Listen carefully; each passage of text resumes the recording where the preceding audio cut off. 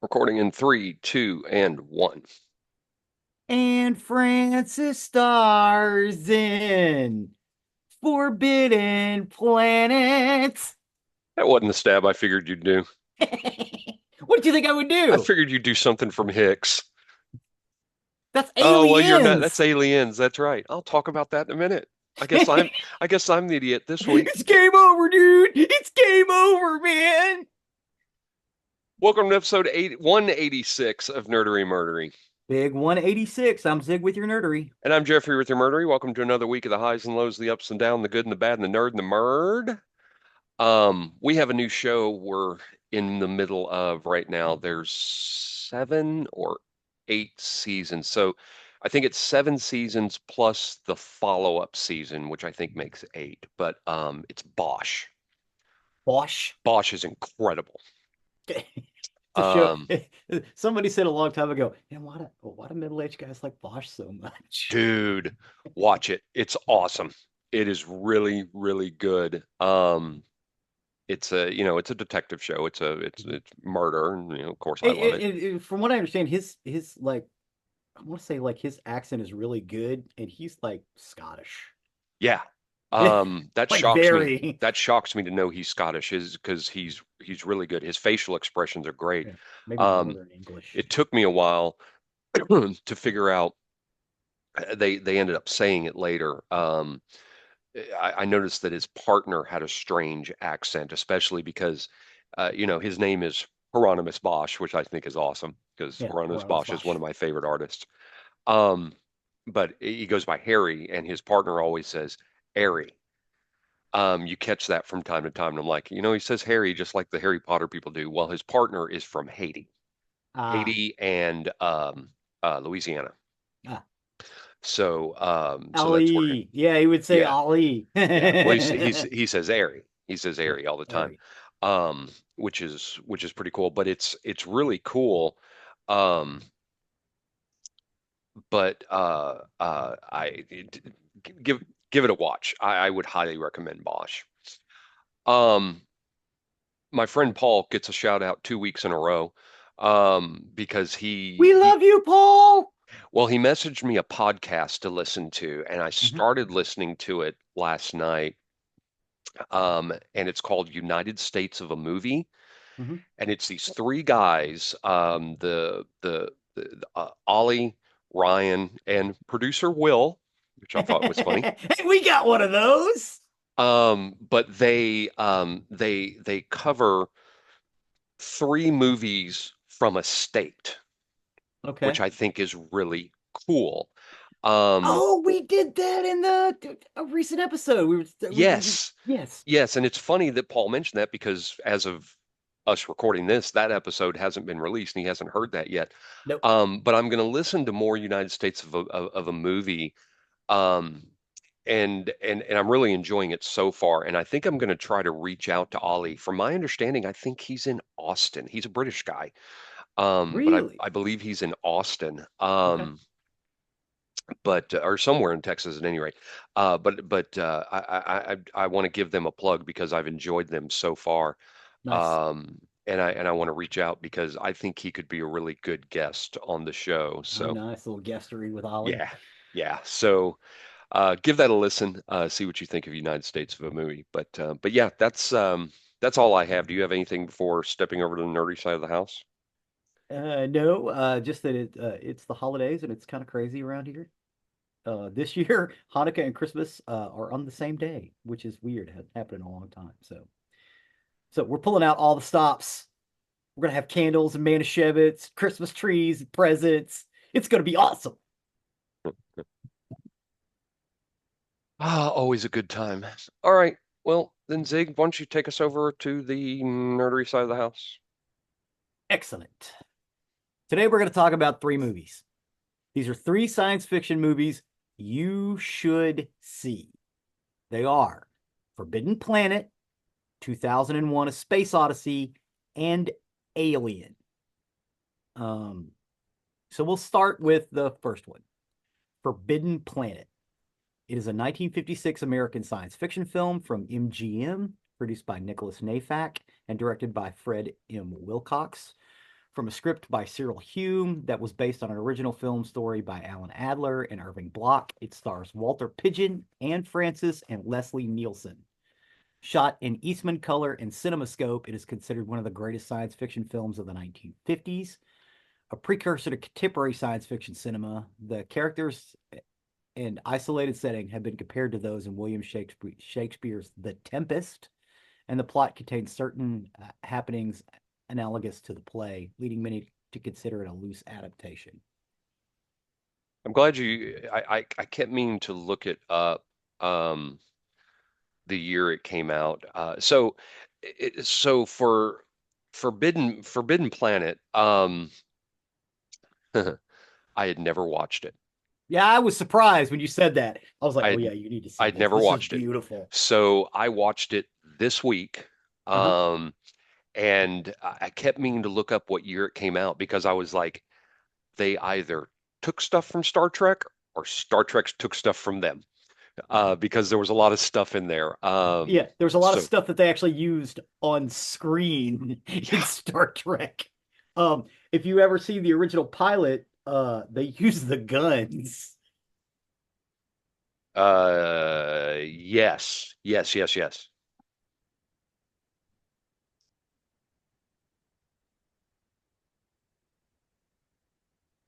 You there?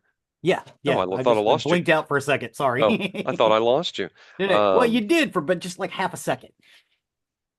gotcha. Yeah, it's incredible. So science fiction movies were B movies. And when I say B movies, back in the day, you had a lot of double features. You had the A movie, you had a cartoon, a serial, you had a B movie, and then a newsreel. And then you started the process all over again. What you would Hmm. do, you would go to the movie theater, you would buy a ticket, and you would go to the movie theater, just start what you'd sit down and wherever you started, you watched until you were tired or till you got back to the same spot, or you could stay there all day. Um, that stopped with Psycho in 1960. Um, because he wanted people to be in there at specific times. Hmm. Hitchcock. Um, but up until that point, science fiction was B movies. It was for kids, stuff like that. Somebody at NGM thought it would be a good idea to do like a full blown, throw studio resources at making a science fiction movie just to see what would happen. I mean, because Wizard of Oz was like a fantasy story. They did really, really well. It's one of the best selling movies of all time. So it's like, let's go ahead and try a science fiction story. We've got a decent script here. We could cast it with people from central casting. We'll shoot it in the we'll shoot it for in CinemaScope and Eastman Technicolor, so it'll be real vibrant and pretty, and we'll see what happens. It did pioneer several aspects of science fiction cinema. It was the first science fiction film to depict humans traveling in a man-made faster-than-light starship. It was also the first to be set entirely on a planet orbiting another star, far away from Earth and the solar system. The Robbie the Robot character is one of the first film robots that was more than just a mechanical tin can on legs. Robbie displays a distinct personality and is an integral supporting character in the film. Outside science fiction, the film was groundbreaking. It was the first of any genre to use an entirely electronic musical score, courtesy of BB and Louis Barron. Forbidden Planet's effects team was nominated for the Academy Award for Best Visual Effects at the 29th Academy Award. Tony Magistrale described it as one of the best examples of early techno horror. In 2013, the film was selected for preservation in the United States National Film Registry by the Library of Congress as being culturally, historically, and aesthetically significant. The screenplay by Irving Block and Alan Adler, written in 1952, was originally titled Fatal Planet. The latest screenplay, drafted by Cyril Hume, renamed the film Forbidden Planet because it was believed to have had a greater box office appeal. I agree. Block and Adler's drama took place in the year 1976 on the planet Mercury. An Earth expedition headed by John Grant is sent to the planet to retrieve Dr. Adams and his daughter Dorianne, who have been stranded there for 20 years. In this version, there is no Krell or a monster from the id. The invisible ape-like beast simply appears to be a native of Mercury. Hume's first story, outlined in November of 1952, fleshed out and rewrote much of the original concepts. The film sets the Forbidden Planet were constructed on MGM sound stages at its Culver City film lot and were designed by Cedric Gibbons and Arthur Lonergan. The film was shot entirely indoors with all the Altair 4 exterior scenes simulated using sets, visual effects, and matte paintings. And when I say they used matte paintings, these are what I'm talking about. Um, So you had said they were on a journey to rescue the doctor and his daughter. mhm. I didn't think that's how it started out. They went to go find out what happened to an expedition on a Yeah, planet. They did. the original it was set on Mercury. The Oh, guy okay, went in and okay, changed that. He kept okay. the daughter Sorry, and the I was scientist, I was lost. Okay, I'm with you now. and he threw in the Chrome. Um, Yes. Okay, now I'm with you. yeah, and Robbie the robot, um, Hmm. The which introduction it of Robbie the robot, by the way. yeah, which yes, which we have. At the time, a cost of roughly $125,000. He was the most expensive film prop at the time. It represented 7% of the film's $1.9 million budget and equates to at least $1 million. In 2017 dollars, and actually a little bit more in today's money. Both the electronically controlled passenger vehicle driven by Robbie and the truck tractor crane offloader from the Starship were also constructed especially for this film. Robbie later starred in the science fiction film The Invisible Boy and appeared in many TV series and films because they spent so much money on it. They wanted to get more use out of it. And the animated sequences of Forbidden Planet, especially the attack of the id monster, was created by veteran animator Joshua Medor, who was loaned to MGM by Walt Disney Productions, according to a The behind. the id Yeah. monster looked to me Mm-hmm. like the same artist that did the Red Bull in The Last Unicorn. Looked like the same monster. Joshua Medor. Yeah, that's I mean that's what the id monster looked like to me. It may have been either the last unicorn drew from that, or hell, it could have been the same artist. Yeah, But he was working in '56, so right, he right. would have been considerably older. Metter was also responsible for other visual effects like the ray gun beams and disintegration scenes. And although work prints of cinema film were normally destroyed, the work print of Forbidden Planet was not destroyed and was discovered in 1977. There are differences in characterization, dialogue, and scenes between the work print and the release print, but you can go out and see it. Um, so there's a lot in here about the production. Um, close look at the creature shows it has a small goatee beard, Hmm. suggesting its connection with Dr. Morbius. If you look real close, you can see that. Um, but because it was shot in CinemaScope and and Kodak Technicolor, it's real clear. It is real clear. And you watch it on like Blu-ray or high def, it's still clear because they made that movie correctly. Does that make sense? Because I in a lot of s- science fiction, it's even later on, if you put it in real high def, you're gonna see zippers. You're mhm. you're gonna see where they didn't quite paint all the way up around the neck because they figured no one would ever see it. I watched it on Tubi. That's Yeah. where it was streaming, Oh, it's and I nice and got to clear on watch it. Tubi too. I watched it not too long. Actually, when I was writing this up, I watched it on Tubi. The daughter, Anne Francis, is that who the And actress was? Francis. Good Lord, she was pretty. Yeah, Oh, yeah, jeez. yeah, yeah. Yeah, she looked good in all the right places. Let Yeah. me tell you. Um, No wonder they all had the hots for her. I could easily see how a lot of sci-fi that came out after this Mhm. took a lot of cues from this movie. Oh yeah, Star Trek did. Um, Black Hole. black hole especially Yes, yeah the use of mats. Yeah, yes, black hole ate yes. that up. Um, they did another one, when Worlds Netflix. Collide, which was Oh, also a really big science fiction film, but it did not do as well in theaters, which is why they stopped doing that. They mm, didn't do big science fiction productions for a long time. They were relegated to the B spot. Now they would throw a little bit more money at them because everybody thought Forbidden Planet and When Worlds Collide were beautiful and brilliant looking, and they should continue to do that. So that's what they did, but they never took on the A picture role until the next film we're going to talk about. Well, and Uh, they rebooted Forbidden Planet on Netflix as a series, yes, and I didn't like it. I dumped out. I couldn't stay with it. I don't even think I've seen it. I saw the reboot of Lost in Space. Oh, wait, no, it was Lost in Space. You're right. Yeah. You're right. I'm confusing it. Um. Oh, I thought they did a Forbidden Planet too. Oh. Anyway, Well, maybe. I don't know. I have to Lost look in at it. Space took a lot of cues from this as well. Yeah, right. And that's where I was confusing it. But yes, this was a great movie. I am so glad you did this Hmm. because it forced me to watch it, and I really, really, really enjoyed it. Yeah, isn't it Um, good? Oscar from $6 Million Man is in it. Yes. Not long. He No, doesn't have a huge part in it at all. no, I think he's the doctor. Yeah. Yeah.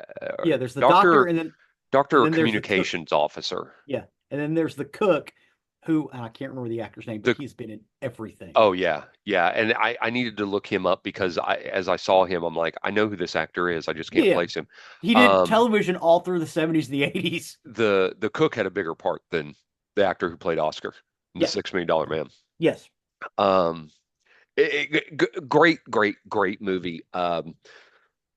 Thoroughly enjoyed Forbidden Planet. Hmm.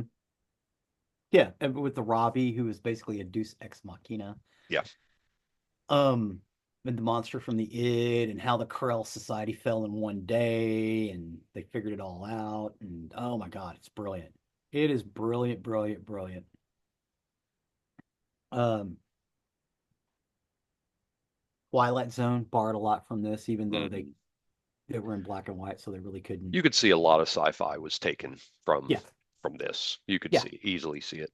yeah. And the sets were reused a lot too. Hmm Um, so yeah, it's one of those that I think everybody need to get out. See, I kind of wish that the studios had done more of this stuff, because we would have gotten a progression, you know, on these big budget sci-fi, which we don't get for 20 years after this, until Star Wars, and then we get a bunch of them, and then of course we still get the small made science fiction films as well, which are not as good or don't look as good. The next film we're going to talk about is also a studio big budget science fiction film. It is 2001: A Space Odyssey. It is a We're gonna 1960 we're gonna be very controversial here. 2001: A Space Odyssey. It is a 1968 epic science fiction film produced and directed by Stanley Kubrick. The screenplay was written by Kubrick and the science fiction author Arthur C. Clarke, and was inspired by multiple short stories written by Clarke, including his 1951 short story, The Sentinel. Clarke also published a novelization of the film, in part written concurrently with the screenplay. After the film's release, the film stars Keir Duella, Gary Lockwood, William Sylvester, and Douglas Rain, and follows a voyage by astronauts, scientists, and the sentient supercomputer HAL to Jupiter to investigate an alien monolith. The film is noted for its scientifically accurate depiction of spaceflight, pioneering special effects, and ambiguous imagery. Kubrick avoided conventional cinematic and narrative techniques. Dialogue is used sparingly. Very. The film is 2.5 hours long. There's 45 minutes of dialogue. Take of that what you will. It is visually stunning. There are long sequences accompanied only by music. The soundtrack incorporates numerous works of classical music, including pieces by composers such as Richard Strauss, Johann Strauss II, Aram Khachaturian, and Georgi Ligeti. The film received diverse critical response, ranging from those who saw it as darkly apocalyptic to those who saw it as an optimistic reappraisal of the hopes of humanity. Critics noted its exploration of themes such as human evolution, technology, artificial intelligence, and the possibility of extraterrestrial life. It was nominated for 4 Academy Awards, winning Kubrick the award for his direction of the visual effects. The film is now widely regarded as one of the greatest and most influential films ever made. In 1991, it was selected for the United States Library of Congress for preservation in the National Film Registry. So, Well, hold on. okay. Sight and Sound's Descent Critics Poll and topped the director's poll. A sequel, 2010, The Year We Made Contact, was released in 1984, based on the novel 2010 Odyssey 2. Okay, we're ready for the sub. Um, I don't remember who said this, but let me start off with saying this because I've mentioned this in previous episodes. Watch 2001: A Space Odyssey. When the screen goes black and then it says Jupiter and Beyond, pause it, turn on Pink Floyd's Echoes, and unpause the movie. Uh-huh. Watch it to the end because the song will take you to the end of the movie. Yes, it will. Um, 23 and a half minutes, baby. Members of Pink Floyd deny that Mm-hmm. they wrote this for that. Mm-hmm. I'm going to very disagree with them and think they're lying Oh, yeah. because it is so perfect. It syncs up perfectly with what happens at the end of the movie. Um, Once you hit Jupiter and Beyond, understand there is no more dialogue for the rest of the movie. That's it. You get no more We don't get dialogue. It's Full of Stars. No, that's in 20 that's before Jupiter and Beyond. Okay. Um It's Full of Stars. uh it's phenomenal, and that's to me is the only way to watch the end of 2001: A Space Odyssey is with echoes. Um Yeah, 2000 I actually like Echoes better than the music he picked, yeah. that Oh Kubrick yeah. picked. Yeah, Oh, yeah. 100%, 100%. Because there is Um music over it, but yes. it's not the right. I think it's the planets. Um 2010, the sequel, um, I think is a good movie. The quote you just said, "It's full of stars," is entirely too overplayed in 2010. They say that Something's coming. constantly. Something wonderful. Um, but it's really cool, and the evolution at the end of Dave, how he gets to where he is and how it gets to where it ends. I don't want to ruin the movie. I mean, even though it's, old. It's Um, over 50 years, sir. yeah, it's over 50 years. Yeah, what the hell? When Dave is the last survivor of the Discovery, um, oh, that's what it was, the Yeah, Discovery? Yeah, Discovery. yeah.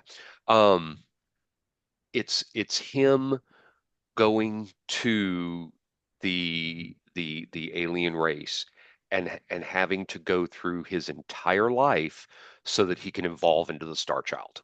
Mm-hmm. And it's fascinating, Mm-hmm. fascinating. Um, 2001: A Space Odyssey is a brilliant movie, and I mean, I love Kubrick. How we have not done a Kubrick episode yet is beyond me. Um, because we need to.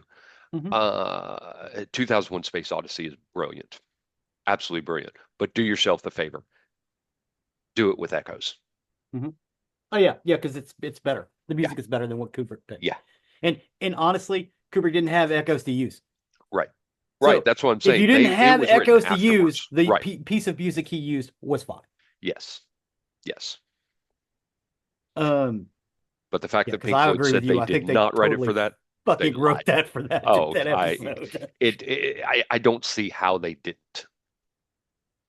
Yeah. So Um, that's the controversy of that. yeah.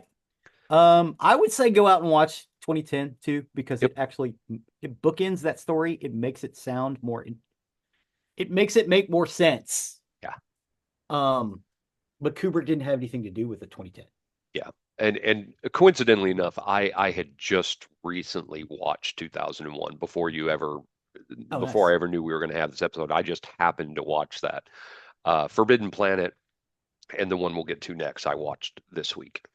Excellent.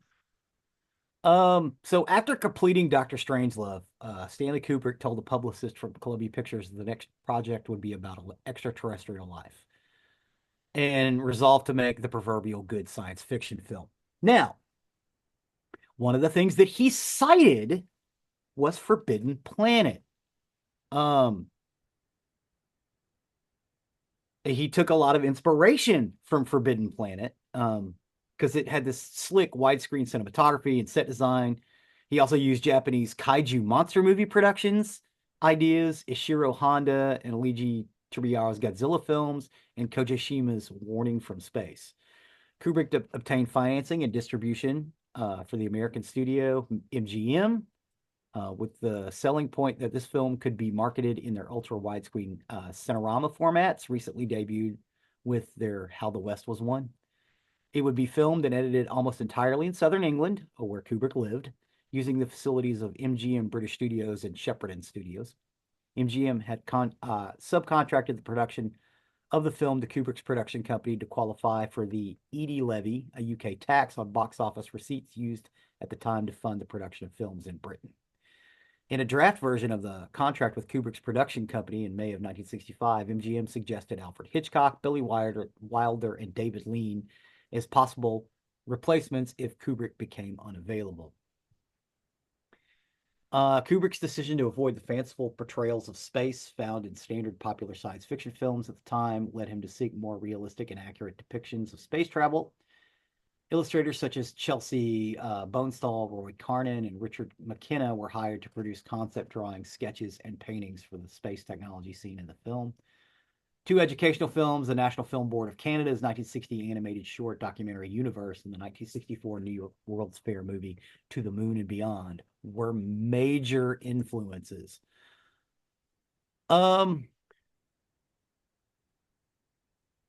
So you have all of this stuff going on. They also used background artist Douglas Trumbull, airmailed research based on concepts, sketches, and story notes covering the mechanics and physics of space travel, and created storyboards for the space flight and the sequences in 2001. Trumbull became a special effects supervisor on 2001. Trumbull was used later on in a lot of different um, uh,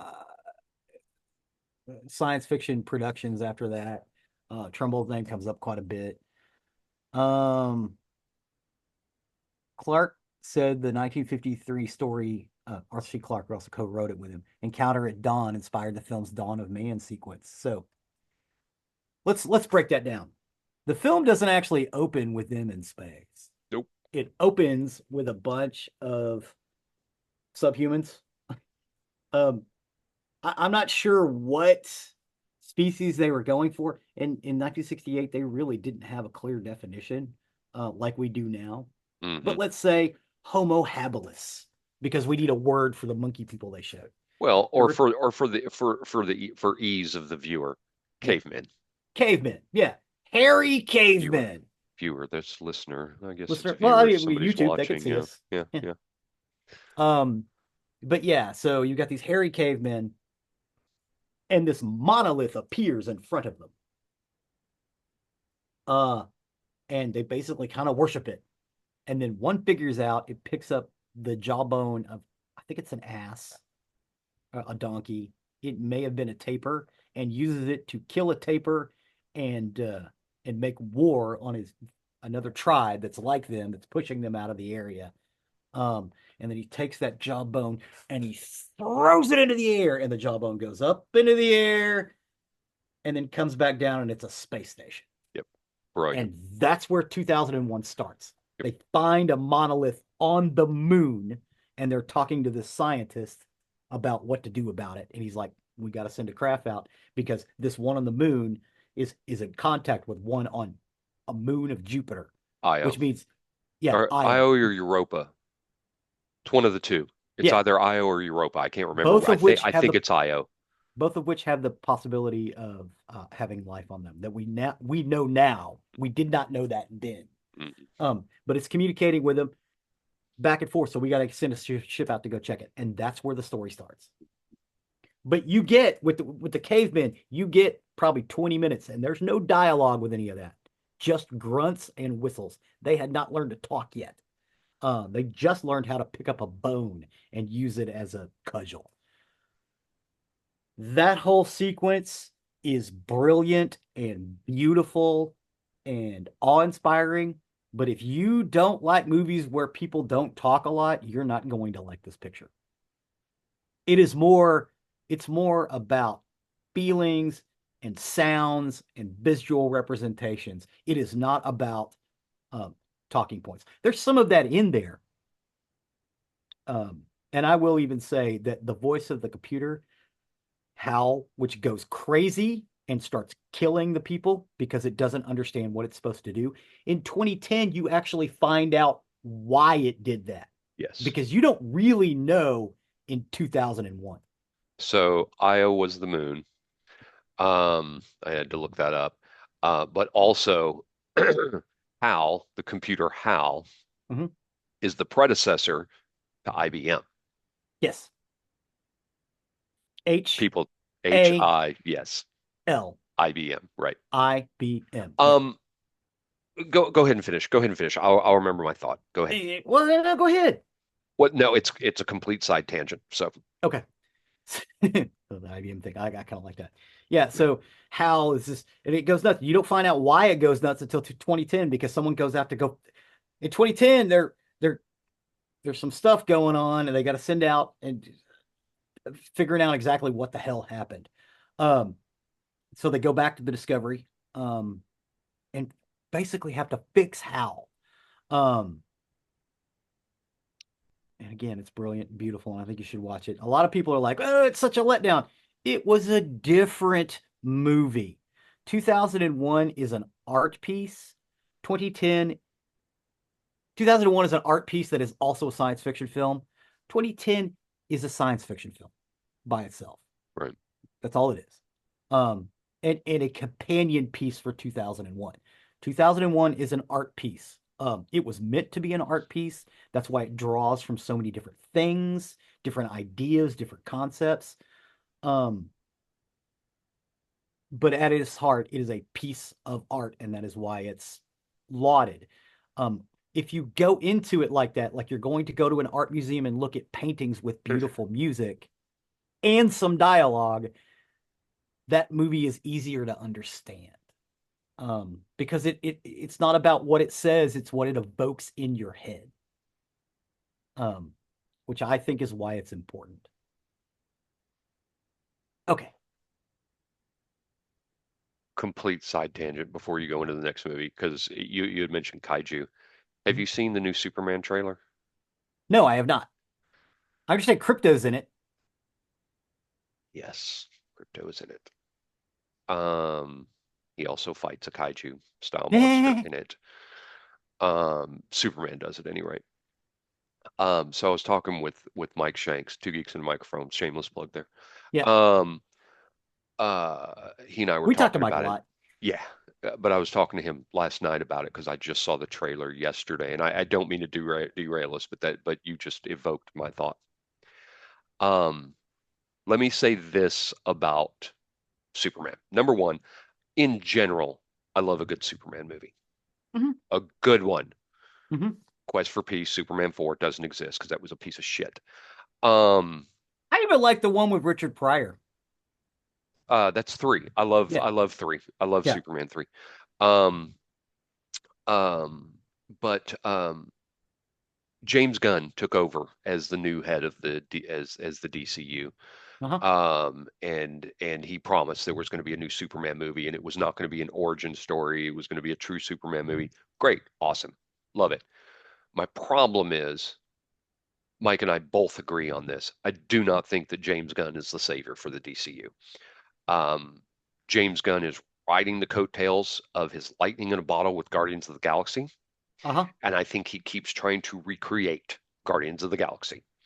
And I think that's what he's trying to do here. Uh-huh. Because the reason I say that, there are a lot of people in this Superman movie, the casual viewer will have no clue who they are. Guy Gardner is the Green Lantern, and I'm glad it's Nathan Fillion. It is Nathan Have Fillion. you seen? I Yes. actually included on one of our TikToks the picture of him. Oh my God, he looks just Yes. like Guy Gardner. I think that's awesome. But guess what? The casual Superman fan has no clue who Guy Gardner is. No. Um, they will know more. who the Green Lantern is. Yeah, Guy Gardner is not, here's another one, Mr. Terrific. I love Mr. Terrific. Your average fan is not going to have a clue who that Okay, I is. will say this: Mr. Terrific was in the Flash series, and he was brilliant. But if nobody watched the Flash series, you're not Correct. gonna know who he is. Correct. And then you hit on the other one, Crypto. Mm-hmm. The average fan is going to have no clue that Superman has a super dog. Wait, he has a dog? Not just a dog, he has a super dog Yeah. that also came from Krypton. Mm-hmm. Um, the one thing, the one thing I will say that somebody finally got right Mm-hmm. on Superman that I noticed in this trailer. Part of the problem with Superman, and so many people have talked about this, it's the Clark Kent effect. Mm-hmm. You have Superman, he puts on a pair of glasses and nobody recognizes him anymore. But it's still the same guy, just wearing glasses. Uh-huh. In this one, their hairstyles are different between He Clark and Super. shrinks. He shrinks. And not I don't mean physically shrinks, I mean like shrinks. And I've Yeah. never noticed that, but the fact is, Clark and Superman generally had the same haircut, Yeah. except for the little curl A little spit curl. that they would get. In this one, it's not. Mm-mm. They are a little different, and so I think they kind of may have got that right. But Yeah. He's I'm not very supposed to look like the same guy. right. I'm very concerned about this movie. Mm-hmm. Very concerned because I really think that the casual fan is going to spend a lot of time. They're either going to do one of two things. They're either going to spend a whole lot of time going, "Who the fuck are these people?" Mm-hmm. or the movie's going to spend way too much time giving the background to these people. Mm-hmm. And I think it's going to and I I think it's going to mean, be a problem. there's a way where people could if it's just a good story, I think people can just accept that these are other superheroes and figure it out along the way. It is distinctly possible, but Possible. I don't know if James Gunn can pull that off. Well, he did No, with Guardians of the Galaxy because again, nobody knew who those characters were. lightning in a bottle. Yeah. And I think he's been trying to capture that same lightning ever since. So anyway, I got way off track, way side tangent. Please, next movie because this is where I have a problem. Did you though? I'll get there. I'll get there. Because I'll get we're there. talking about aliens. I'll get there. So, Alien is a 1979 science fiction horror film directed by Ridley Scott and written by Dan O'Banion, based on a story by O'Banion and Ronald Shusett. It follows a spaceship crew who investigates a derelict spaceship who are hunted by a deadly extraterrestrial creature. The film stars Tom Skerritt, Sigourney Weaver, Veronica Cartwright, Harry Dean Stanton, John Hurt, Ian Holm, Yaphet Kotto. It was produced by Gordon Carroll, David Galler, and Walter Hill through their company Brandywine Productions. It was um, it was distributed by the 20th Century Fox. Geiler and Hill revisited and made additions to the script. Shusett was the executive producer. The alien creatures and environments were designed by the Swiss artist H.R. Geiger, while the concept artist Ron Cobb and Chris Foss designed the other sets. Alien premiered on May 25th, 1979, the opening night of the 4th Seattle International Film Festival. It received a wide release on June 22nd and was released on September 6th in the United Kingdom. It initially received mixed reviews, but won the Academy Award for Best Visual Effects, 3 Saturn Awards, Best Science Fiction Film, Best Director for Scott, and Best Supporting Actress for Cartwright, and a Hugo Award for Best Dramatic Presentation. Alien grossed $78.9 million in the U.S., and 7.8 million in the UK during its first theatrical run. Its worldwide gross to date has been estimated between 104 million and 203 million. In subsequent years, Alien was reassessed and is now considered one of the greatest and most influential science fiction and horror films of all time. And in 2002, Alien was deemed culturally, historically, and aesthetically significant for the Library of Congress and was selected for preservation in the United States National Film Registry. And in 2008, it was ranked by the American Film Institute as the 7th best film in the science fiction genre and the 33rd greatest film of all time by Empire. The success of Alien spawned a media franchise of films, books, video games, and propelled Weaver's acting career. The story of her character's encounters with alien creatures became the thematic and narrative core of the sequels: Aliens from 1986, Alien 3 from 1992, and Alien Resurrection from 1997. Crossover with the Predator franchise, produced Alien versus Predator films, and a two-film prequel series was directed by Scott before Alien Romulus, which was released in 2024.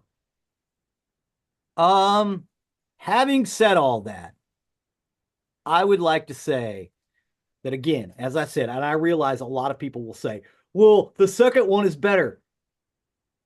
Okay, it's apples and oranges. This is a different film. Again, it is like 2001. It is an art piece that is also a horror and science fiction film, whereas the second one is just a science fiction film with a little horror thrown in. They're different, um, even though it's the same similar storyline. They also take place, what, 80 years apart?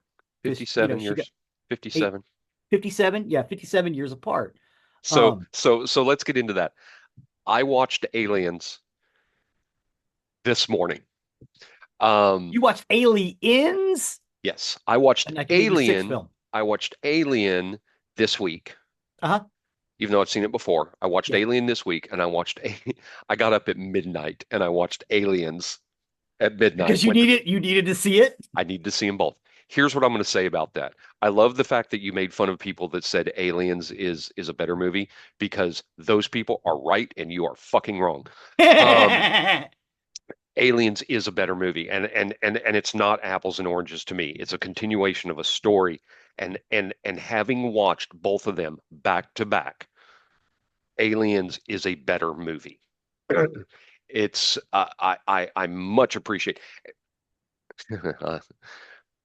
Funny thing about Aliens, I'll just touch on this. So I went to high school with this girl who, prior to being in our school, was stationed with her family at Lakenheath Air Force Base in England. Mhm. The girl Newt was in school with her little brother when she got cast. Uh-huh. Which is funny because it didn't hit me until this morning when I was watching again that Newt had a British accent. Yes. I didn't pick up on that Yeah. originally. Dude's English. Um, but when she came back, she said she couldn't tell a whole lot about the movie, but she spent a lot of time dirty and slimy. Mhm. Um, Aliens is a better movie. I really think it is. Part of it is So you're you're saying talking. that Alien is a bad movie? No, not at all. Not at all. Okay. Alien is a good movie. Alien is a very good movie, and Alien takes keys from Forbidden Planet. Yes, it It takes some does. stuff from Yes, it does. these movies. Alien is a good movie, and it's very possible I think Aliens is a better movie because special effects had advanced in between the two movies. Between 1979 and 1985, Yes, or yes.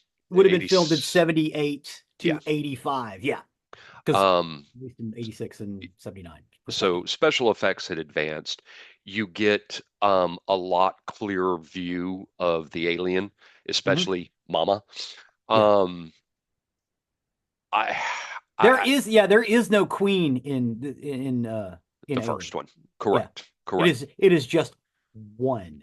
It is Yes. just one of the And things. Ripley talks about that it's just one that took out her whole crew Yeah, in less than 24 hours. yeah, Um, and you've I, got a planet full of them. yes. Um, so I liked Aliens better.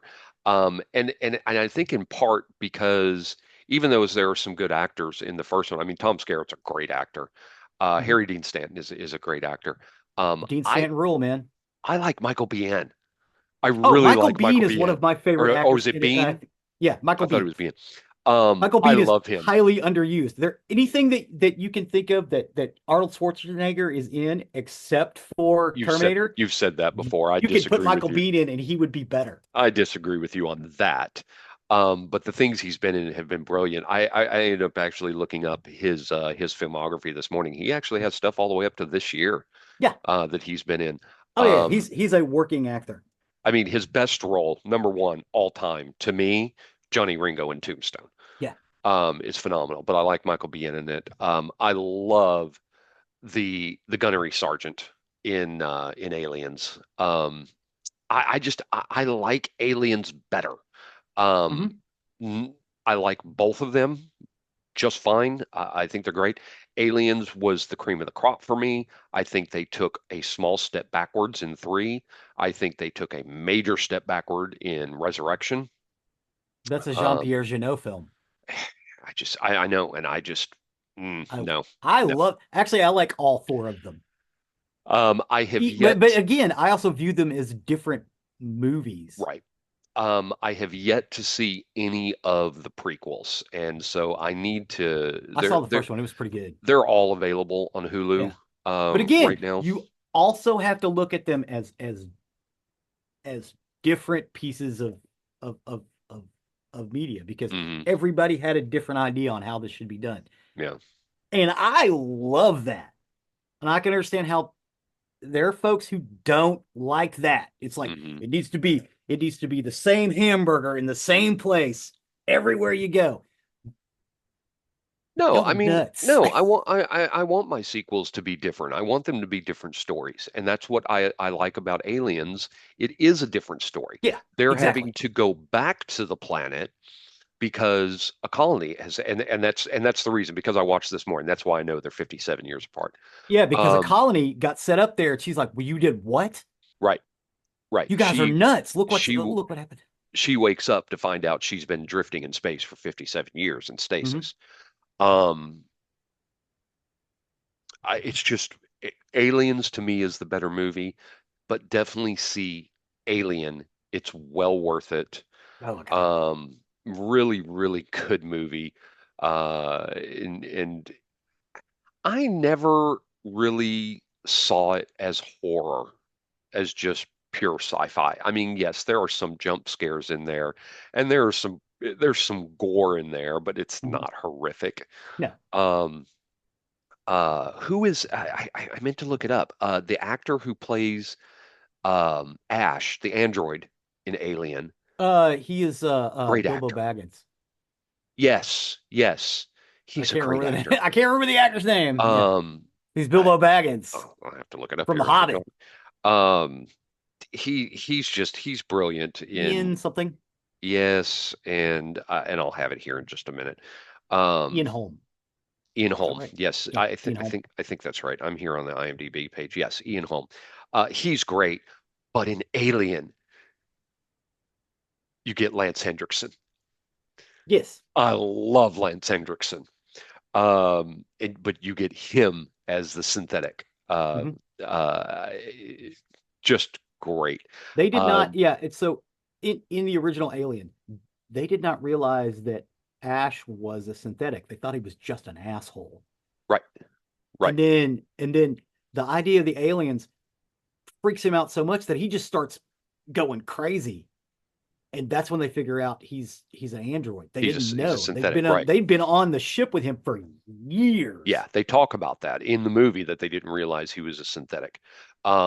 You find out very early in Aliens that Lance Hendrickson's character, Bishop, is a synthetic. And they talk about that there were, design flaws in Ash's version, and that couldn't happen because they have emotion inhibitors in the new versions and whatnot. Um, Bill Paxton in Aliens, Okay, I who want to talk about Alien. we We could have talk been. about We aliens have been. We've been later. talking about both of them though, because they're really a one and a two, and you've got to watch them together. You've got I to okay, watch I them would together. agree. I would agree. Really should see them. You should see the connective tissue between them and then Yeah, compare and contrast. yeah, I would also argue that the third and the fourth one you should also see because again, it's everybody gets has a different take on it. yeah, yeah, Because I love them for different reasons. yeah. 20th Century Fox did not express confidence in financing a science fiction film. However, after the success of Star Wars in 1977, its interest in the genre rose substantially. According to Carroll, when Star Wars came out and was the extraordinary hit that it was, suddenly science fiction became the hot genre. O'Banion recalled that they wanted to follow through on Star Wars and they wanted to follow through fast. And the only spaceship script they had sitting on their desk was Alien. Alien was greenlit by 20th Century Fox with an initial budget of 4.2 million. It was funded by the North Americans, but made by 20th Century Fox's British production subsidiary. O'Banion had originally assumed that he would direct Alien, but 20th Century Fox instead asked Hill to direct. Hill declined due to other film commitments as well as not being comfortable with the level of visual effects that would be required. Peter Yates, John Borman, Jack Clayton, Robert Aldridge, and Robert Altman were considered for the task, But O'Banion, Shusett, and Brandywine team felt that the director would not take the film seriously and would instead treat it as a B monster movie. Giller, Hill, and Carroll had been impressed by Ridley Scott's debut feature film, The Duelist, and made an offer for him to direct Alien, which Scott quickly accepted. Scott created detailed storyboards for the film in London, which impressed Fox enough to double the film's budget. His storyboards include designs on the spaceship and spacesuits, drawing on such films as 2001: A Space Odyssey, Star Wars, and Forbidden Planet. However, he was keen on emphasizing horror in Alien rather than fantasy, describing the film as the Texas Chainsaw Massacre of science fiction. That was the bit I just wanted to It get was to. Sigourney Okay, Weaver's. It now we was can go back to talking about the two of them. That was Sigourney Weaver's fourth film. Yeah, yeah, yeah. Well, Uh, I didn't realize she was in Annie Hall. yeah, yeah, Um, yeah. But she's there for a cup of coffee. I mean, yeah, she's she's not there there for a long. couple. Uh, And by the way, I'll get controversial with you. Woody Allen is overrated. Um, I would agree. Some of his films are incredible. Meh, Some of them is just him being a creep. meh. And now that the story came out, it makes a lot more sense. Yeah, that's true. That's true. Um, yeah, no, interesting. I was just looking it up. I did not realize that was her fourth film. But yeah, she was looks like she was in some TV show, Somerset. I don't Hmm. know. She was in Annie Hall, bit part. I don't Hmm. know Best of Families, how big a part this was, Laura Wheeler, and then in a movie called Madman, and then Alien. Yeah. Um, And her career took off after Alien, and as well it yeah. should have, Oh yeah. because because as someone pointed out recently, yeah, the single cat lady told everybody to get away, and no one listened, and all of the rest of them died. I was like, oh shit, I never thought of it that Yeah. way, but Yeah. yeah, she right. Um, Um, don't go next to the egg. She was telling him, the John Hurt character, don't back up, yeah. don't get too close. You've got equipment to probe it with. Use that, dumb dick. Oh my god. So okay, so the story of Aliens or Alien, if you haven't seen it, um, is these people they're on a Salvage ship. ship, yeah, and they're supposed to be salvaging stuff, and they get a report of an alien craft that has landed on a planet that's close to them. So they come out of hyperspeed sleep and they got to go investigate it. When they go to invest, They get a report of a distress signal. yeah, oh, that's right, it was a distress signal. When they Again, get the I watched it this week. when they get to the planet, they realize it's not a Earth ship; it's an alien ship. So they go on board. They find a skeleton that's dead, um, and then they start looking around and they find all these look like giant cabbages. They turn out to be eggs. This thing bursts out of one of the eggs and jumps through one of their spacesuits and hugs his face, which is where we get the word hate face hugger. Right? They take the guy back. They try to cut it off of him, but it bleeds acid. And then, um, and then, um, he wakes up and he's fine. The thing is dead on the floor. So he goes and he eats. And as they're eating, he gets in intestinal distress. They pull him out onto the table and his thing bursts out of his chest, which is where we get the word chest buster from. That thing becomes an alien. Mhm. And grows quick. And it, yeah, and it's Grows quick. fast. It's fast. You think it starts out, what, 4, 6 inches tall, and in a couple of days, it's 8, 9 feet, Yeah. Well, and it's and the face huggers are fast too. yeah, Um, yeah, so Tom Skerritt, Commander Dallas or Captain Dallas, yeah, Dallas, Commander in Dallas, Dallas, he leads the expeditionary crew to the alien spaceship, and when he tries to cut, and Ripley is the second in command. yeah, She's the flight officer, and so when he leaves, she's in command, and they try to bring their crew member who's been attacked back onto the ship, and Ripley mhm, is like, no, go kiss my ass. yeah, That's yeah, against regulation. yeah. No quarantine, blah blah blah blah Yeah, yeah. Let me show you the book. He can come aboard. He got to stay. He's got to stay in the airlock. blah. But Ash ends up letting him in. Yeah. which is where, really where all the drama and horror and everything start with that. God, it's so good. It is really good. It is really good. But you know what? As much as we were talking shit back and forth, I agree with Jeffrey. You need to see them both. Yeah. See them as a bookend, just like you Yes. do 2001, 2000. That was mostly me getting Jeffrey's goat. Yeah. See them as bookends for sure. And realistically, when I say Aliens is the better movie, it's a 1A, 1B. Yeah, Um, Actually 1B, 1A to me. So yeah. I go in reverse, but Yeah, I see, and I'm on the fence because sometimes I think, oh, the dialogue is way better in Aliens, yeah, but the suspense is better in yeah. Alien. I think you could honestly watch it as one long movie, Exactly. and Take it's perfect. take a 15-minute break in between. Yeah. Yeah, because Aliens is like 2.5 hours long. It's Yeah. long. It's long. Um, and but the funny thing is, and maybe this is where I'm at. I actually saw Aliens first. Did you? Yes, I saw them Okay. in reverse order. Aliens I saw first, and then I saw Alien after. I went to the movie theater. My grandfather would take me to the movie theaters because he knew I love science fiction. About once every couple of weeks, especially in this time period, because a science fiction movie came out every frickin' week for Hmm. like a 4 or 5 year period. We weren't getting it on television. Well, we get some, but I for got the most some. part, yeah. But for the most part, every other week a new science fiction movie came out. So he took me to all of them. Right.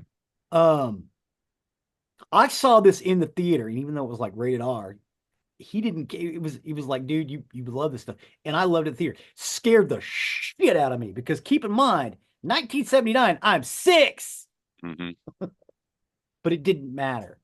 It didn't matter. It was about the science fiction and the ideas and the pushing of boundaries. And then I saw Aliens in the theater as well as multiple Hmm. viewings on DVD, Oh yeah. video cassette. They show them on TV every once in a while. Because keep in mind, again, we didn't have cable because we were out in the middle of nowhere. So once we got on board the VCR train, we were on it. Hmm. There was a video cassette at my house all the time, you know. Um, and some that we ended up, buying from that, or because we had the old man knew the guy who ran the little local mom and pop video store, and they were doing horse trading anyway, so we could go rent whatever we wanted to anytime. It cost us a dime, and occasionally he'd be like, "I got this. I got like 5 copies of this. You want it?" Because he's like, "Otherwise, I got to destroy it."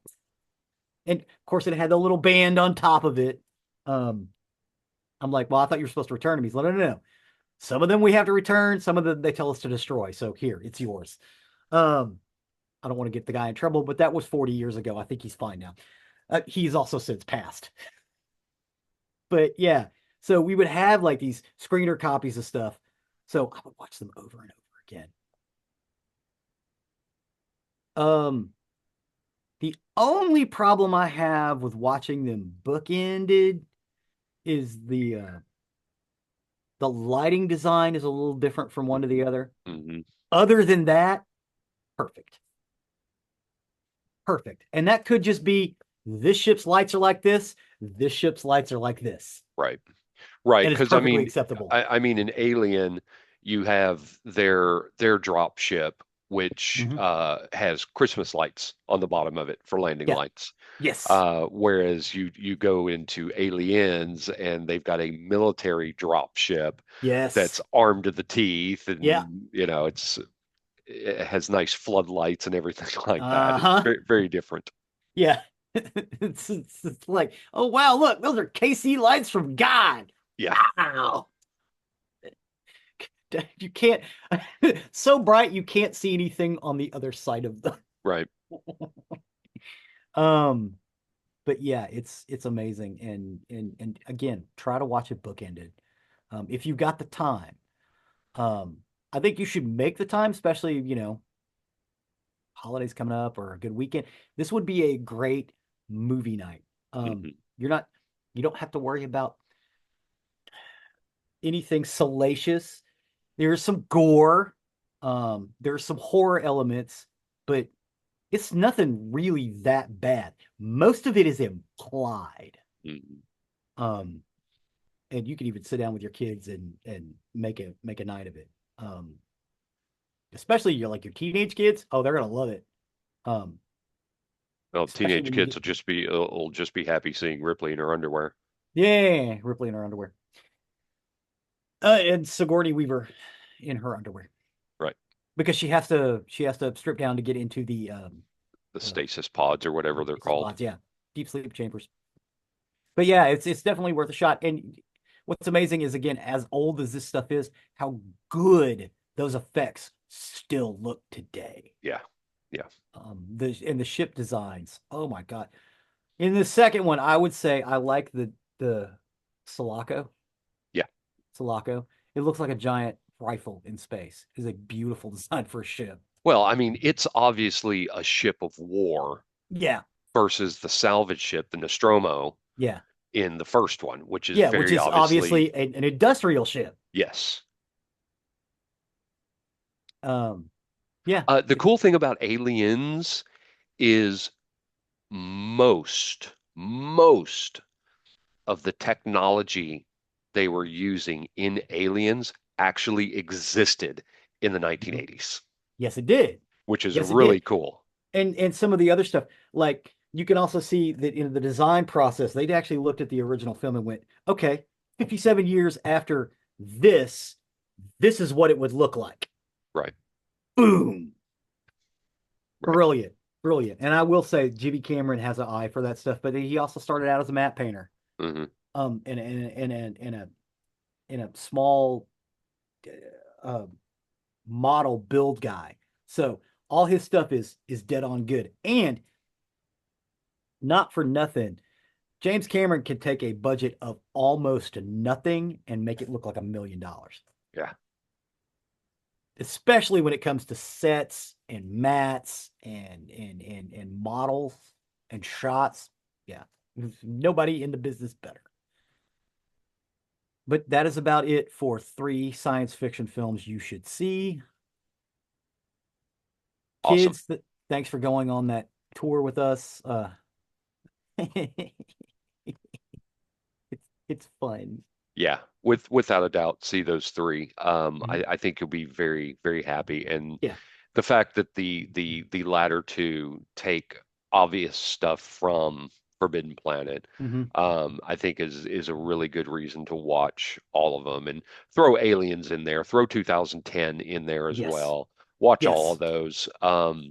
I don't think you'll be disappointed at all. No. Um, No, and, may, and what's amazing is how well these effects all hold yeah, up. make it a movie night. Forbidden Planet was like Hour and a an half? hour and a half, hour 40, maybe something Yeah. like that. The others are slightly longer. Yeah. So, just go into it knowing that that is a, 2001's long. That should yeah, be a, yeah. yeah, those are. So, prepare yourself with a lot of popcorn, snacks, everything like that. Mhm. You'll enjoy it. But thanks for taking us down that journey. That's really, really Sure, cool. man. Um, so I had, I told you last week that, my brother-in-law was in town and he and I both drank the same energy type drink for years. And Yes. and I told him, I said, yeah, you got to come try Magic Mind. I want you to not take your drink because I know you brought Hmm. some with you. I want you Uh-huh. to try this instead. And he's taken it, and I said, so, and he goes, yeah, there's a difference. He felt it as well. So it's not just me saying it. It's not just Chelsea saying it. Now I've got yet another person saying it. Um, it's been amazing to meet people that I have introduced to Magic Mind as well. That it's just it's incredible the formula that they have developed to give you more energy, to make your mind clearer. they have ads for Magic Minds that says your new Adderall, I think is what it says. Um, it's an incredible um, addition into my life to tell you that. I take my Magic Mind shot every single day, and it gives me all day energy. There's no crash involved. It makes me feel good. I can think better, especially as you get older. You don't quite think as clear anymore. Well, that's help with that. Go out and try Magic Mind. I can't tell you enough about it. Go try it for yourself. If you use the link from our show, it's www.magicmind.com/nerdery20. That's NERDERY 20. www.magicmind.com/nerdery20. You will get 20% off your order. Um, Nice. Go out there, give it a shot. Give a shot to the shot, because it's just a little shot of energy. Um, you'll thank me. I promise you'll thank me. This is not me just saying it. I have tried it. I've done the experiment with it. Um, Go out and see what I'm talking about. Check out Magic Mind. Promise you you won't regret it. Sweet. Uh, so with that, I will step over to the murdery side of the house. Murder. Can we take a quick break? Yeah, sure. We can take a quick break. So I'll tell you what, our guests, why don't our guests, we don't have any guests, our listeners, why don't you go ahead and take a break and we'll be back in two blinks. All right. Gave our fans a nice little break time there before we step into. I'm sure they needed it too. So today I got my information off Medium, ABC News, Daily Mail, and NBC 10 News Philadelphia. And this is the murder of Kayden Mancuso. Kayden Mancuso. Kayden Mancuso was born to parents Catherine Giglio or Giglio Sherlock and Jeff Mancuso. Catherine and Jeff had met during the summer of 2009 on the Jersey Shore, and according to Catherine, her relationship with Jeff was more of a fling. Hmm. She did find him charming at first, but when she found out she was pregnant with Kayden, she tried to make it work with him. Yeah. They moved in together and tried to raise their daughter together, but it didn't work out. Catherine said it wasn't a romantic relationship and they slept in separate rooms. Um, and they ended up separating when Kayden was just a year old. Oh no. 2 years after that, Catherine started dating a new man named Brian Sherlock, and by 2017, the pair was married or were Hmm. married. From that marriage, Kayden had two little brothers, Kyler and Blake. From the time Kayden was very young, she lived primarily with her mother. And then when she married Brian, she lived with them along with her two younger brothers. But Jeff was allowed visitation. Yeah. Catherine wanted custody of Kayden because since 2009, Jeff had proved himself to be unreliable, violent, and overall a dangerous person to be around. According to Jeff's sister, from a young age, Jeff was very troubled. From the 10 years that followed 2009, Jeff was charged with various levels of assault, as well as multiple charges of trespassing, harassment, and inappropriate behavior. When Catherine was pregnant with Kayden, there was one incident where Jeff pushed Catherine over and she fell off a chair. And there was one more severe incident where Jeff had strangled Catherine to the point where she felt she could have died. Wow. When the separation first happened, Catherine and Jeff set up an informal custody agreement where he would see Kayden every other weekend. And for a while, things worked out really well. Some thought that Jeff was a really great father. To most of her family and friends, Kayden was a typical 7-year-old. She was a talented athlete, a good student who loved dancing and singing around the house, and even competed in local pageants. She was set to play as a 7-year-old on the 10U Pennsbury Gym softball team and was amazing at gymnastics. Um, Kayden apparently trusted her father, and it was Yeah. said he treated her well. He followed the informal custody agreement very well, and there was never any issues about his behavior towards Kayden. His behaviors outside of parenting did get continually worse. He continually did what he wanted, and he made it clear that no matter what, no one was going to get in his way. In 2017, he was arrested for a DWI, and he had multiple probation violations, but none of the reports I found specified exactly what he did. Um, then Catherine got married to Brian in 2017, as we had said. But after this marriage, Jeff actually sued Catherine for partial custody. Um, Catherine described the situation as Jeff going on a rampage. He threw accusation after accusation at her, all of which were unfounded. Catherine Hmm. said that she believed this happened after she got married to Brian because Jeff couldn't handle the thought of Kayden being happy in a different family, and as things didn't go exactly how Jeff wanted, as I said, he got restless. He started sending her hundreds of life-threatening emails and even stalked her at her job where she worked as an emergency room nurse. So they did go in front of a judge, and the judge decided that both Catherine and Jeff needed psychological help and ordered the both of them to undergo psychiatric evaluations. Okay. In Catherine's evaluation, she was determined to have anxiety, which is understandable in the situation. She was anxious 24/7 about her Uh-huh. daughter, but other than Yeah. that, she had no serious ailments that could prevent her from being a competent, loving mother. Jeff, on the other hand, was diagnosed with major depressive disorder and anxiety with narcissistic and antisocial personality traits. That's a problem. And he was also said to have suicidal thoughts and feelings of hopelessness.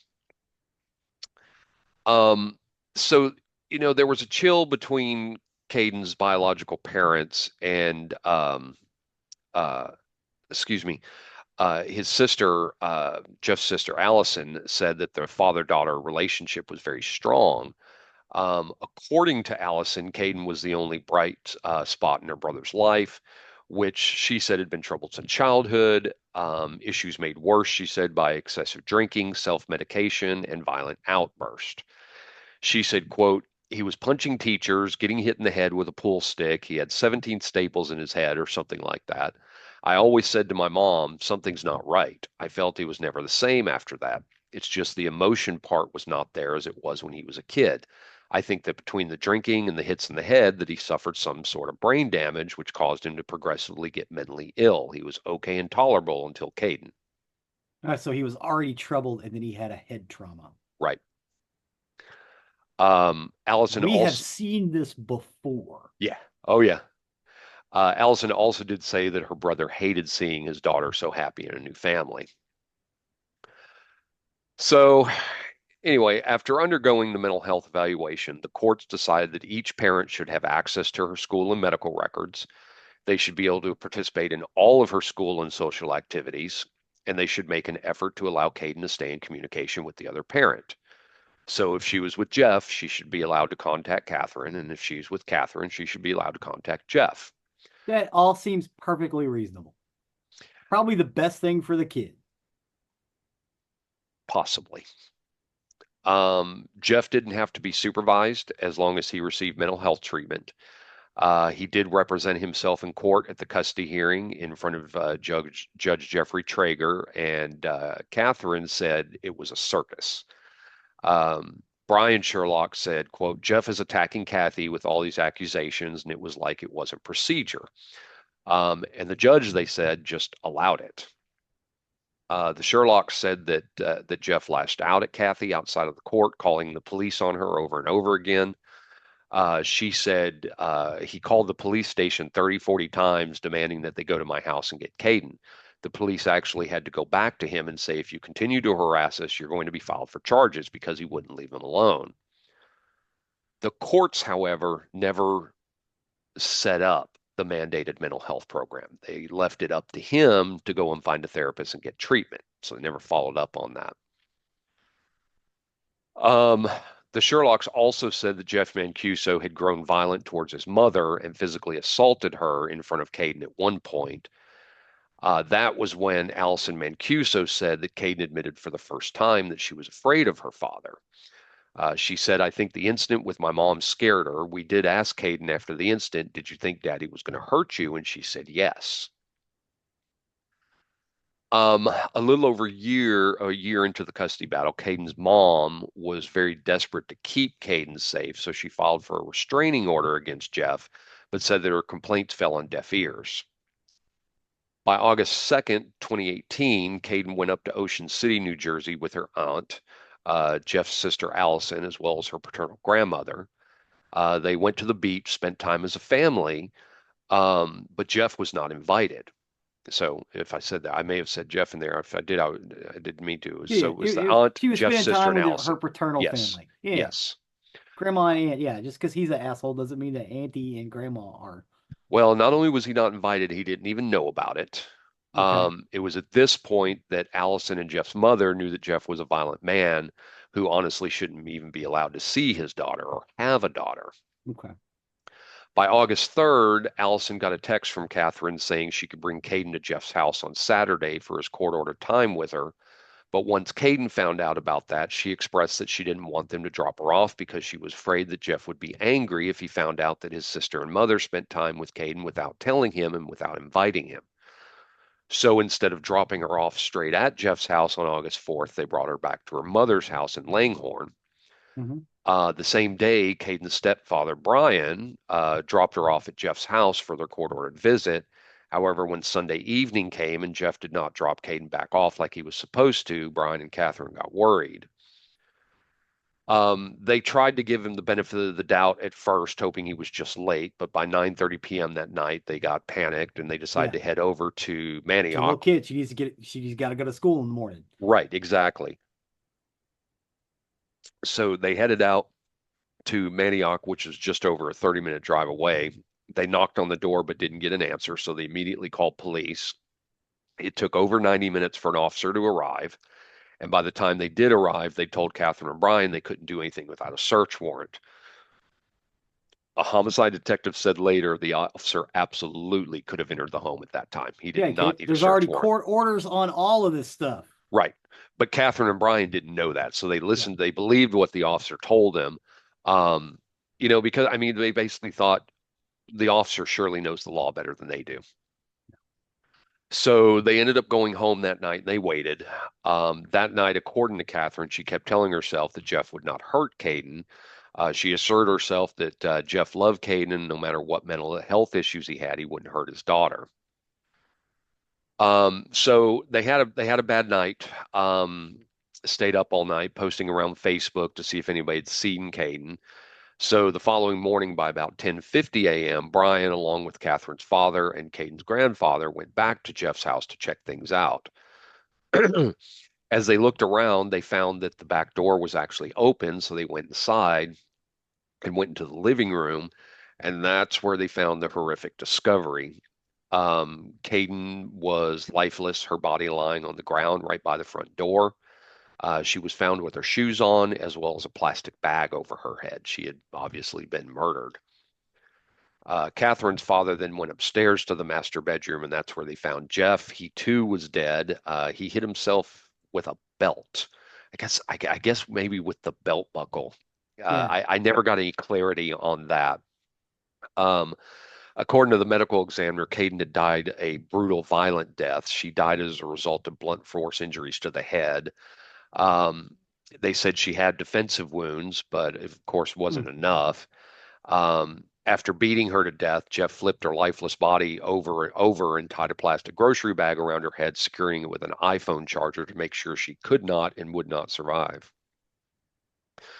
According to Catherine, she told Kayden that if she was ever scared of her dad, she could run away as fast as she could and get to a trusted adult who could that's call why her shoes 911 were or on. Catherine. That's why her shoes were on. She was running away. Yep, that's exactly what she believes. She believes she was trying to run out, but before she got that chance, she was murdered. Um, After violently beating his daughter to death, Jeff went upstairs and washed his hands. Hmm. Um, it's been reported differently depending on the source you look at, but he either wrote a suicide note right after killing his daughter or right before. But either way, he went back upstairs at least to grab the pre-written suicide note before returning back downstairs and throwing the note next to his daughter's lifeless body. They've never released the contents of the note publicly, Hmm. but according to Catherine, the note said something along the lines of "You get what you deserve." Um, in the aftermath of all this, Catherine was pissed at the courts. She felt they allowed this to happen. Hmm. She said she warned them over and over again, but they wouldn't listen. And even Brian's own family members warned the courts, but they wouldn't listen to them either. Hmm. Um, Allison, Jeff's sister, as I talked about before, said, quote, "I hate him. I'll never forgive him, and I wish he'd rot in hell for what he did. The action that he carried out, thinking about his hatred and that couldn't overcome.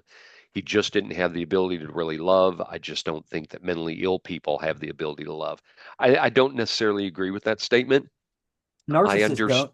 I understand the thought process of where she's going, but the generalistic statement that a mentally ill person can't Yes. love, that's too generalized. A Yeah. little too But generalized there. again, if she would have said narcissists don't because they don't. They're Yes, incapable of loving. that is correct. That is correct.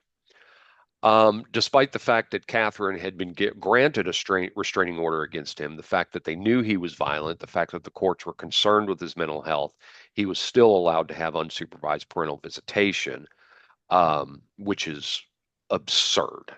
Absolutely absurd. Especially in this day and age, because this is not Yes. that long ago. No, no. So she wanted to make a change. She knew there was a lot fundamentally wrong with the courts and child protective services as a whole. She did launch a GoFundMe page at the time of Kayden's death, and her family accused Philadelphia police and the Bucks County family court system of failing to protect the girl. The page read, quote, "Kayden's mother trusted that the law and the court system would work for her daughter's best interest. However, the system failed and she was taken too soon. Kayden's mother was told to trust the process, but the door was slammed in her face time after time." By June of 2019, Catherine ended up making her argument in front of policymakers at the Capitol, opposing a bill that would favor a 50-50 presumption of custody between both parents. Yeah. She argued that parental rights should not come first, the child's rights should. Yes. Child's rights first and foremost. She argued that passing of the bill gives a presumption of 50-50 custody rights off the bat, puts many children in danger. And she wrote about everything we've heard in the case up to this point about how he was known to have such a violent past. And the courts heard from multiple people how Kayden was in danger every time she spent time alone with him.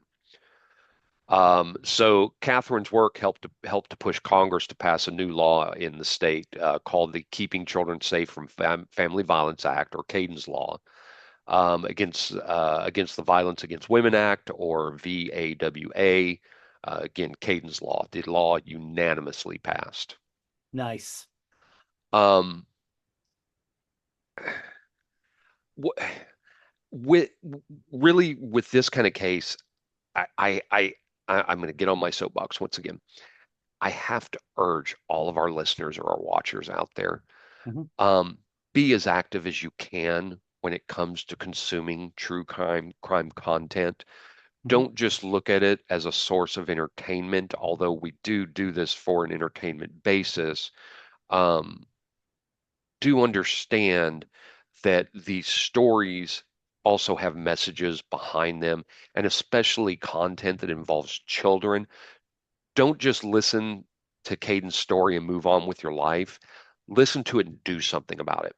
Mhm. Look into local resources in your state or your county or community. See how you can get involved, even if it's just reading about the massive problem we have with children's rights, or signing a petition, or literally just be aware of the issues that are facing your community so that you can be vigilant and active. Um, as we always say, if you see something, say Say something. something. Yeah. Don't just stand back and think it doesn't affect you. Listen to these stories I tell and understand you have a place in this, and Mhm. you have the ability to help in prevent cases like this. If enough of You us stand up and say, this is the line in the sand, this is where we're done, we need to protect our children, we need to they protect our have ch to listen. we need to They protect our have to children. listen. We've got to get better about mental health in this Yeah. country. We have to be better. We have to be better Yeah. about this. There's um, too many times where we cover stuff like this. So do your part. Get active in your community about helping prevent these kind of things from happening again. So sorry, I'm off my soapbox now. No. That was a beautiful soapbox. I Um, agree with you wholeheartedly, sir. so that is the story of the murder of Kayden Mancuso. Well, thank you for that.